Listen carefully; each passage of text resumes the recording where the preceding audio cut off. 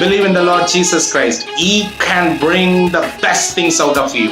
He can bring the beautiful life out of you.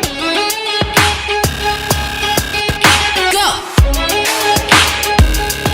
Praise the Lord.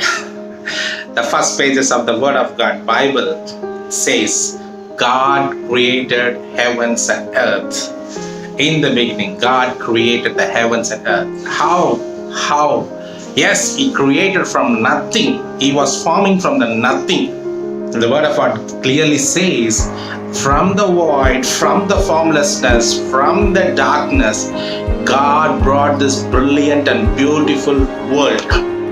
What it means for you? Yes, you might be in void, you might be formless, you might be nothing today, you might be worse today. There is no life in your life, there is nothing to claim about, but this God can bring you the brilliant and beautiful things out of you. That's the message. That's the gospel. When you believe in the Lord Jesus Christ, He can bring the best things out of you. He can bring the beautiful life out of you. This is the message today.